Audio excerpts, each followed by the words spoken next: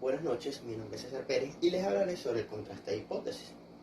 El contraste de hipótesis es importante ya que es un procedimiento habitual dentro de la estadística inferencial y es una pieza muy clave en el método científico moderno, ya que comienza suponiendo un valor o rango de valores para un parámetro de una población, lo que constituye una hipótesis nula, y es conocida porque se simboliza con el H0.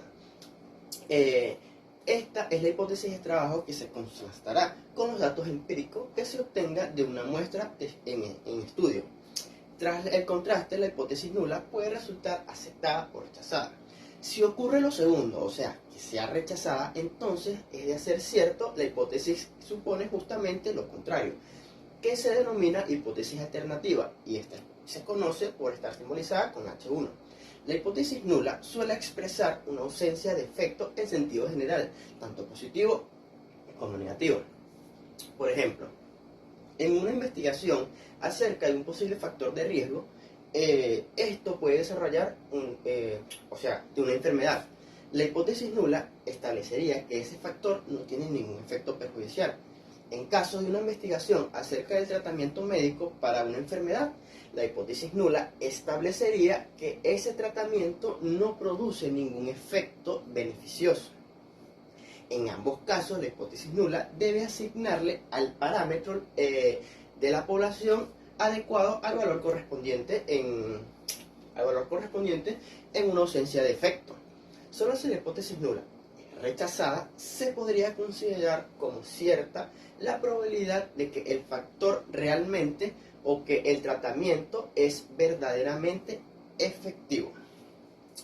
Por otra parte, estas vendrían descritas por las hipótesis alternativas.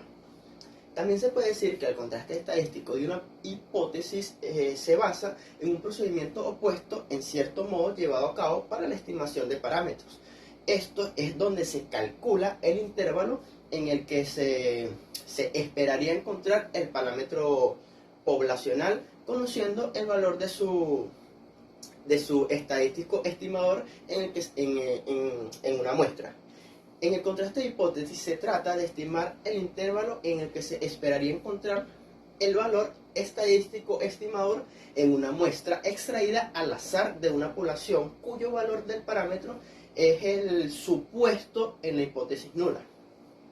También, una vez que se obtenga ese intervalo, se calcula el valor que el estadístico estimador está en la muestra y que se está estudiando. Este se llama valor empírico. Y se comprueba si efectivamente se encuentra dentro del intervalo esperado. En caso de que esto sea afirmativo, se acepta la hipótesis nula.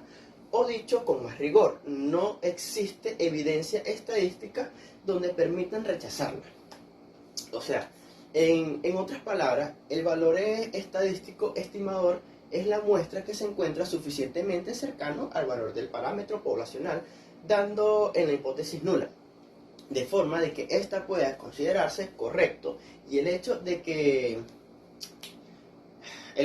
ambos valores no sean iguales debe ser únicamente efectivo por efecto al azar, y por esta razón el intervalo de valores esperables se llama región o intervalo de aceptación.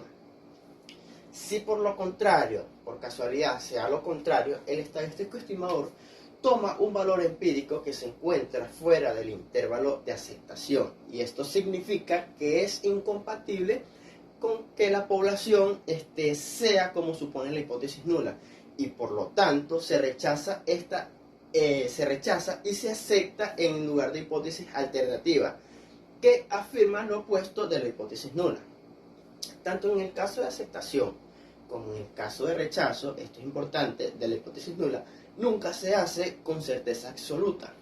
El intervalo de aceptación se define para cierto nivel de confianza, que es el H-A, que se fija en el inicio del contraste.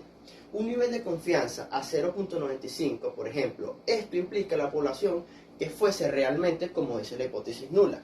El 95% de las muestras extraídas al azar se encontrarían en el intervalo de aceptación, mientras que el otro 5% se encontraría por